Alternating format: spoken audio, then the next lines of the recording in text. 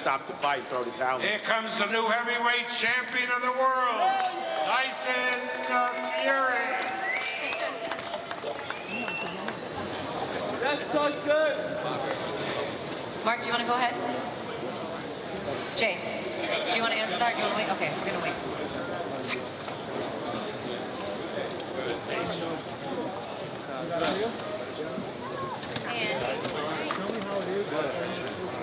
All right, get off foot tracks. Bring another chair. We're going to put Tyson right in the middle.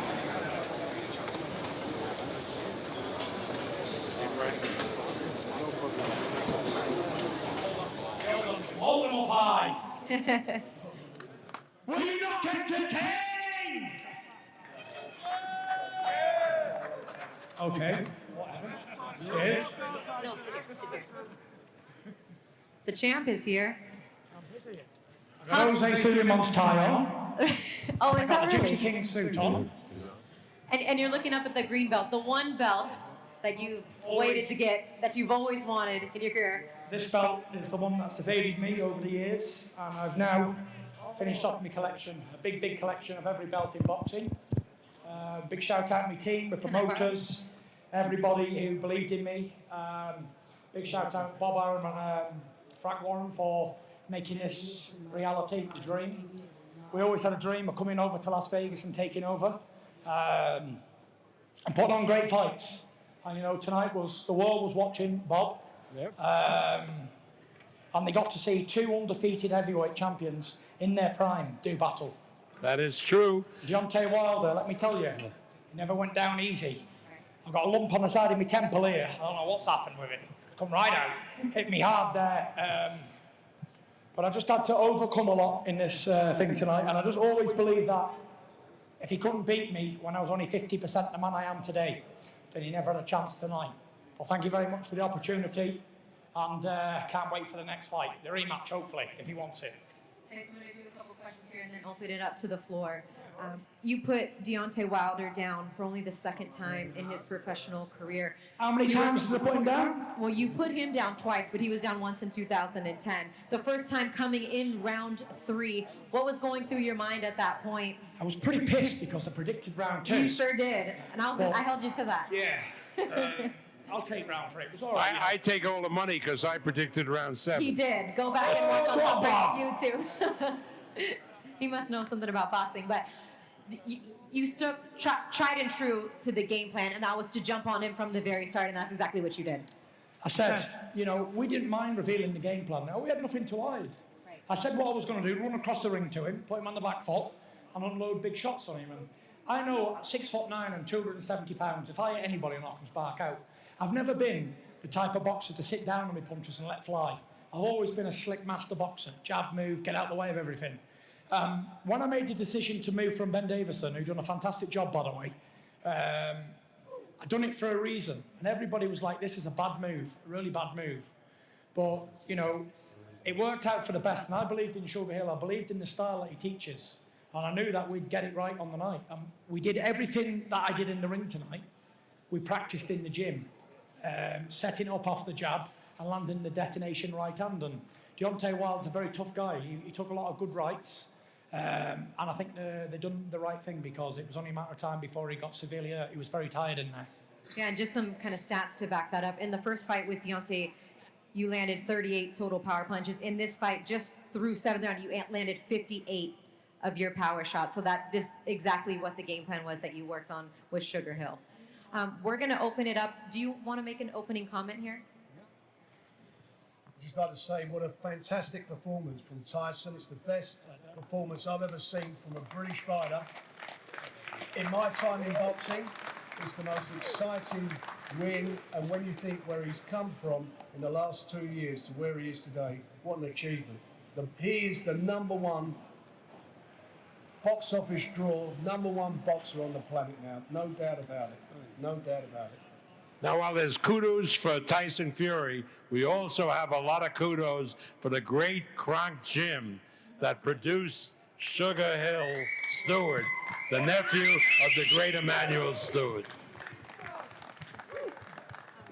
I just wanted to give, Jay, you were asked a question earlier. You didn't get a chance to answer. I don't know if you remember what it was. But basically, the decision to throw in the towel that was made in the corner.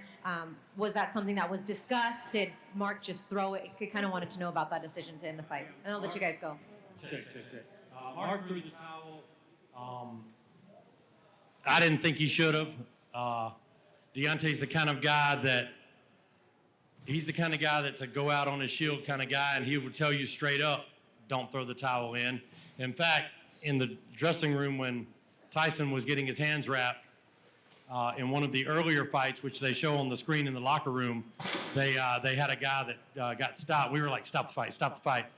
And right when the ref stopped the fight, the towel came in, and Tyson looked at his people and said, never, like that. And I said, yeah, that's the same kind of guy Deontay is. He does not want that. And then you've always got to consider also that Deontay is a fearsome puncher.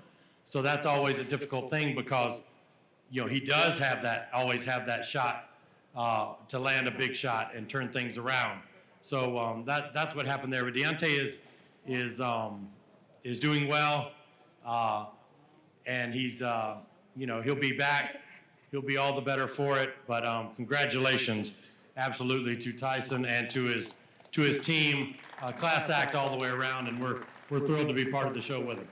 Shelly, while you have you up here, Jay, will you give him your microphone real quick if you have anything you'd like to say, or if there's any questions, we're going to get their questions and then let them go. But if there's anything you'd like to say, obviously Deontay Wilder has 30 days to decide if he wants to take the rematch with Tyson Fury. Well, going in, and contrary to what Fury said last fight and continues, I think he knows I have a lot of respect for his ability, always did. And Deontay will take the time, but you will see these guys in the ring again. Everyone was saying a rematch. This is it. The winner of that will then decide how it goes, right? Do we have any questions for these two men back there? Straight back. I have a question for Tyson. We're Straight back gonna there. Oh. We're gonna open it up to. Okay. I just want to let Shelly and Jay go. If anybody has a specific question for them too, so they can go take care of their fighter. Well, I'll ask Jay one question then. Go ahead, Dan. Jay, I know it's right after the fight. Did Deontay say anything to you or to Shelly in the dressing room afterwards that he would want to pick up that immediate rematch? Or are you going to give him some time to think about it? I can't discuss it now, but I have told him many times, I don't expect to die, but I've had insurance for 50 years. You have the rematch for a reason, no matter what. Anyone else right here? Jay, what is the extent of Deontay's injuries, if any? He had a small cut inside the ear, may have affected his equilibrium, and so he's just going to get a couple of stitches there. That's really the extent of it. It was a tough, grueling fight with a tough, grueling fighter, and so coming from 2 fights in a row, November, February, which he loves to be active, but this will give him some time to enjoy things, enjoy his family, and rest up a little bit. So I think that's what'll be the next step. Jay, all the way in the back. Can you clarify what was going on in the corner before the towel was thrown? Does Mark have the authority to throw the towel in like that? I mean, were you talking back and forth? Just that whole 1 minute long process. What was going on there? Well, I'm the head coach of the team, but we do things a little bit differently. 99% of the time, the head coach of the team is also the guy that's the lead in the corner. Ours is a little bit more like a football team, American football, where the head coach doesn't necessarily call the plays. You have an offensive and defensive coordinator. So ours is a little bit like that. So what happened between rounds was Mark said something about possibly during the round, Mark said something about throwing the towel in, and I told him, don't do that. I didn't think he should do that. And then the fight went a little bit longer, and then I saw the towel go in. So I haven't talked to Mark about it, but we'll talk about it and figure out what exactly happened there. Jay, just what you were talking about with Deontay wanting to go out on his shield, that would lead us to believe that he will want this fight again. Whether it happens sooner or later. what is your exact opinion on his willingness to get back in there against Tyson? Yeah, I think absolutely. My guess is, knowing him like I do, that he will absolutely want to rematch. And these guys have put on 2 tremendous fights already. So I certainly think that the public, will want it, and I think we'll want it, and I think they'll want it, and so it seems a natural. So I think that's what you'll see happen. One more for Jay or Shelly, and then we're gonna let them go. One more? Go. Hi, this question is for Tyson. Ryan O'Hara with FightNights.com.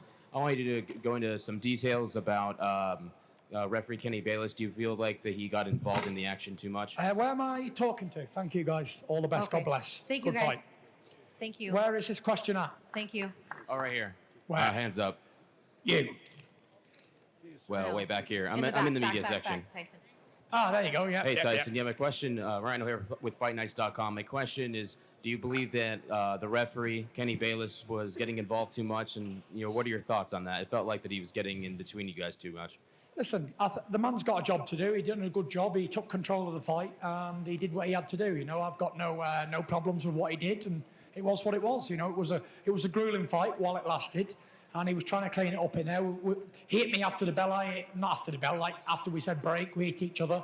I got a point taken off, but it wasn't going to alter the fight. I think he did a fair job, to be fair. Sir. Straight back, Tyson. Straight back. Congratulations on the win.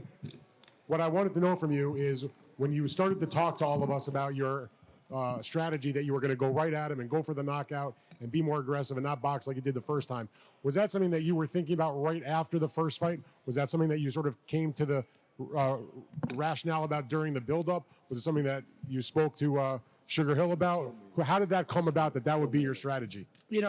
Everybody knows I'm a master slick boxer and I can jab and move around the ring for 12 rounds. But that didn't work last time. I got a draw. Like I said, a draw is a failure to me because all I do is win, win, win. And this time I wanted the knockout, and I think the only way I could guarantee that I was going to get a win was the knockout. So when me and Sugar Hill spoke, he told me that I would knock him out, and I believed in what he said. And also Andy Lee here, he told me that we'd knock him out as well. And we worked to a game plan in the gym. And yeah, we put it into practice in the ring. And one other question then, what you made your adjustment, obviously a much dramatic adjustment from the first fight. While you were in the ring, did you think or notice that Deontay had made any kind of adjustments in his game plan? Or was he fighting essentially the same way that he fought you back 14 months ago? I felt like Deontay's jab had improved, and he did take his time more like he said he did. It's like he said he would. Yeah, and he was using his jab quite well, actually. I was very impressed with his double jab that he was using, and credit to his team for applying that in his fight, because when you've got 2 giant guys, I think the jab is very important. It sets everything up. So yeah, I thought he was definitely an improved fighter to what I thought before, and he was heavier. I wasn't able to bully him around as I did last time and close, because he was a lot heavier than he ever was. So yeah, I did see improvements in his game, but tonight was my night, and I was never going to let anybody take it from me. Gareth? Russell? Hi. Spartan. You said, you kind of say, as Bob said, we laid out the game plan. You said to me in a private interview at Bob's office earlier in the week that you wanted this to be the most complete performance of your career. Do you think it was tonight? I'm my own worst critic. And even though it was a fantastic performance and I got a great win, I know I can do better. And I've only just started, me and Sugar Hill, with this style. We've had 7 weeks to perfect a style that takes years at the Kronk gym in and out. But I'm a quick learner, and I aim to get back to work straight away, work on my balance, work on my straight punches, and we're going to be putting people to sleep left, right, and centre. Don't forget, when I came here, they said I can't punch. Deontay Wilder said himself that I've got 2 pillow fists. But, not bad for an old fat guy who can't punch, eh? Done all right, didn't I?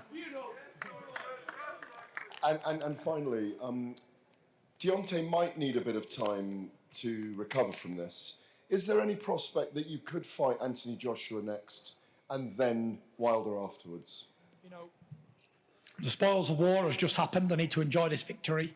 Deontay will need time to recover from the fight, but I'm almost sure that he'll take a rematch because he's dynamite puncher, and at any time he can take somebody out, and with that danger, then you're always in a fight. So I'm pretty sure we'll do it again. We're running back again if he wants to, but if he doesn't want to, then these are me promoters, and you know, whatever they want to do, I'm happy with. Whoever's next will get the same treatment.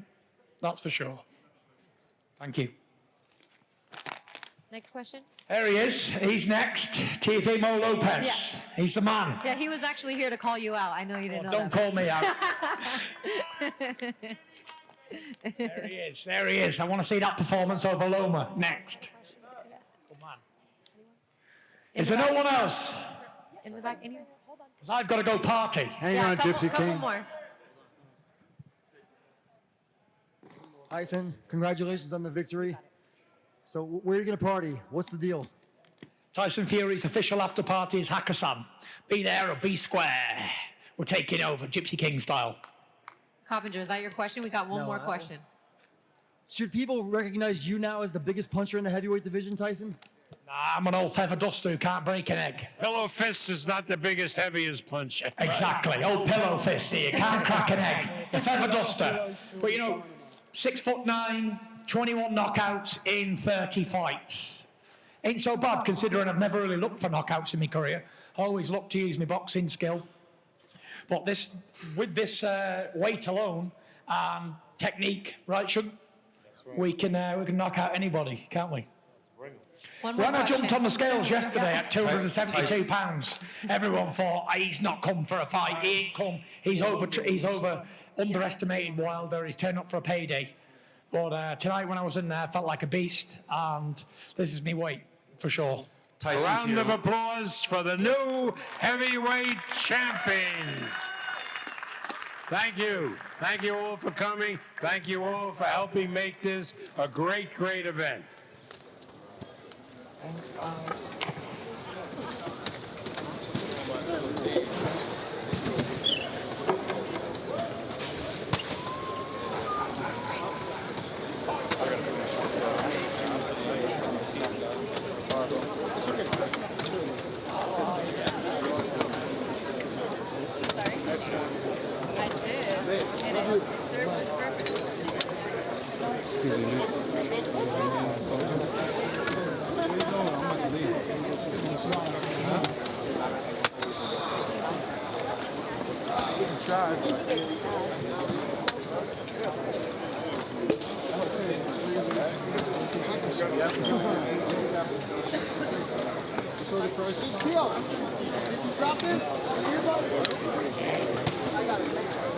Fury, can you pose for the crowd here with the belt?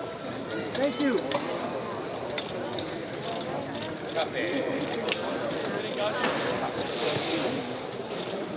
Mikey.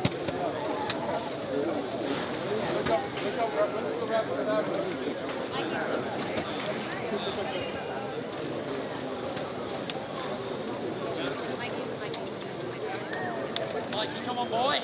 Right, Tyson.